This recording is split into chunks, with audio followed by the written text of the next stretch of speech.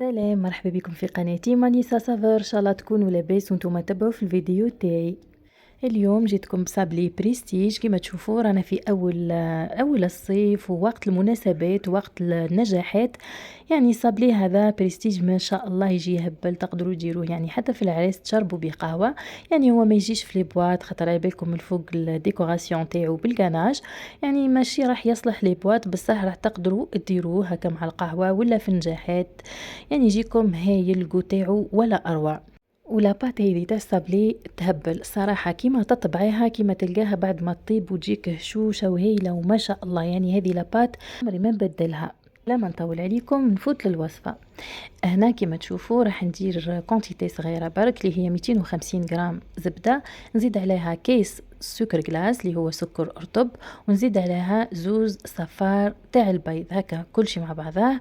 ونزيد عليهم الفاني ليكيد. كل واحد يدير الفاني متوفرة عنده، بس هذه يعني هايلة، يعني ريحتها تهبل. ندير هكا كمية ونخلط كلش بالباتور مع بعضها حتى يندمج شوية المقادير كاملة مع بعضها. نزيد هنا كما تشوفوا 3/4 تاع الكيس تاع نشا هنا، ولا كيس نقص اندواء هكا يعني معليش. ونخلط هكا بالباتور ومن بعد نضربهم شويه حتى تدخل كل شيء في بعضه. ونجيب هنا الفرينه بعد ما كنت غربلتها هنا، ونبقى نزيد بالعقل ونعجن، ماشي نعجن نخلط. يعني هكا لم العجينه برك باش ما تتعجنليش، يعني ياكم على بالكم الصابلي ما يتعجنش باش تبقى العجينه تاعي مرمله. نزيد هكا بالعقل بالعقل حتى نتحصل على القوام اللي نحبه. ما نديرهاش يعني يابسه وما نديرهاش طريه ياسر، يعني باش من بعد يعني الكعبه تاعي كي نهزها ما تفسدليش في الشكل تاعها. ما نزيدش الفرينه يعني دفعه واحده، ندير بالعقل ونزيد ونشوف. نحاول في الاخير كي نجي نزيد الفرينه نزيد بالعقل بشويه بشويه باش ما تغلبنيش، يعني خاطر ما تبانش الا بعد ما تتخلط. نتحصل على النتيجه هذه، عجينه طريه. نحل ساشيه كما تشوفوا باش تجيني حل ساهل. نحط فيه يعني هنا نصف الكميه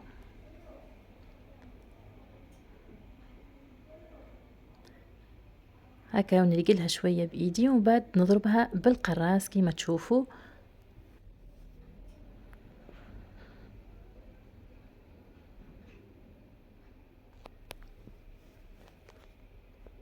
نحاول ما نحلهاش يعني رقيقه ياسر ولا خشينه ياسر، يعني متوسطه. ما ننساش هنا باللي راح تجيني صابليكم على بالكم نلصقها في بعضها، ونزيد ندير لها الشوكولا، ونزيد ندير لها الغناج. يعني ندير حسابي في الارتفاع تاع الكعبه تاعي. هنا نجيب المول كما تشوفوا نحكمو هكا من الاطراف هذيك باش ما نحكموش يعني من الاطراف الاخرى راح يتعوج وتجيني الكعبه يعني معوجه. هنا نحكم كيما شفتوني هكا ونضغط عليه بالطريقه هذه حتى يتشكل الحبات تاعي كامل. هنا الحبات هنا كيما نحطهم كيما نلقاهم، يعني مش راح حتى كنت نفخوا شويه بصح ما يعني ما فيهمش الخميره. يعني هنا الصابلي تاعي ما فيهاش الخميره، وكما تشوفوا فيها النشا راح تجيني يعني هشوشه ما شاء الله ويجي هايل كيما قلت لكم. انا هنا راح نلصقه بالكريم وبور كيما تشوفوا راني خدمتها، واللي يحب الوصفه يقول لي نخليها له في التعليق. يعني كريم وبور عاديه. الطياب يكون على نار قليله كيما تعرفوا الصابلي هكا، يعني لازم النار تكون قليله يعني 180 درجه ولا حتى اقل شويه. ونتحصل على اللون هذا، ماذا بيا يطيب لي بالطريقه هذه، يعني اصفر هكا بكله جاني هايل ما شاء الله. والكعبات كيما شفتوهم قد بعضاهم. هنا راح نجيب الكريمه البيستاج نحطها في لابوش كيما تشوفوا باش تجيني الخدمه سهله. وهنا الكريم وبور هاي هنا حتى هي حطيتها في لابوش. ونجيب الحبات تاعي ونبدا نعمر فيهم. اول حاجه راح ندير هكا داير ساير بالكريم وبور، وفي الوسط ندير كريمه البيستاش ونغطي عليهم هكا بالطريقه هذه. وهنا نبدا نريقلهم هكا كيما تشوفوا غير بصبعي برك باش يعني تتريقل وتجيني الكعبه متحوفه. هنا راكم تشوفوا في غريبه الورقه راهي كانت محطوطه في نفس البلا، ما حبيتش نحيها. اللي يحب الوصفه ان شاء الله اذا حبيتوا نعاود لكم فيديو بالوصفه هذه. هنا نجيب الشوكولا باش نديرها باش نغلف بها الجاتو تاعي. انا استعملت كيما شفتوا المرجان، يعني ملاحة هايلة حتى هي. اذا كانت الدنيا باردة انتم قصاها بالموس، يعني هكا قطع صغيرة خلاص. واذا كانت هكا الدنيا سخونة كيما الايامات هذم تقدروا تقصوها برك هكا بالطريقة هذه، راح تذوب بكل سهولة. نجيب الكعبة تاعي، شوفوا كيف جتني الكعبة قد اختها كيما قلت لكم، جت هايلة ما شاء الله. نجيب هنا الشوكولا تاعي بعد ما ذابت، راح هنا نبدا نغلف بها. نحاول نغطي الكعبة من الاطراف كلها كيما تشوفوا.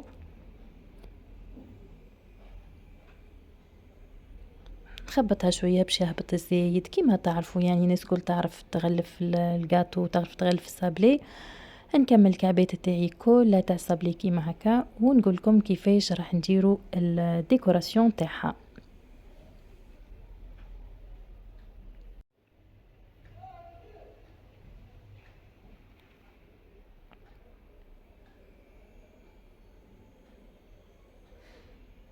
شوكولا هنا تذوبوها وتزيدوا عليها زوز مغارف تاع زيت باش تجيني هكا فيها البريق. ونكون حضرت الكناش من قبل بساعة بساعتين ولا 3 باش يكون حاضر وقت الاستخدام. في كناش البيستاشيو نحتاج 120 جرام شوكولا، 100 جرام زبدة و100 جرام كريمة البيستاشيو.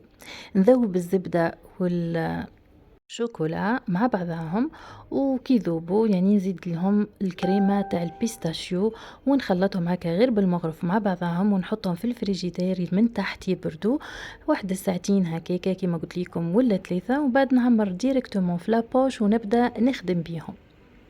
بطبيعه الحال الشوكولا هنا اللي استخدمتها شوكولا بيضاء، وكيما تشوفوا لا دوي هذيك اللي خيرتها على شكلها مستقيم باش تعطيني الشكل هذا، يعني كل شيء واضح في الفيديو. نجيب شوية بيستاش وهنا ونزين بيه الوجه هذاك تاع الكناش، وراح تجيني الشكل هذا نتحصل عليه، راح يجي ما شاء الله يعني حاجة هايلة. الذوق تاعها راح يجي روعة روعة كيما شفتوها كيفاه محشية بالكريم، يعني الكناش ثاني تاع البيستاشيو راح يكون الكو تاعو ما شاء الله. شوفوا هنا راني قسمتها لكم باش تشوفوها من داخل كيفاه جت، ما جت تهبل ما شاء الله، والذوق ما نحكي لكمش هايل هايل. نتمنى انكم تجربوها الروسيت هذه يعني وما تندموش اكيد، وتجيكم روعه سورتو كيما قلت لكم في المناسبات، يعني عندها منظر هايل يعني وذوق هايل يعني تشرفكم. هنا راني وصلت لاخر الفيديو تاعي، نتمنى ان شاء الله ما تنسونيش بالجيم والكومنتير، ونتمنى ان شاء الله كل عام وانتم حيين بخير، ان شاء الله عيدكم مبارك وكل عام وانتم في صحه جيده وتعيدوا وتزيدوا. الفيديو الجاي ان شاء الله، باي باي.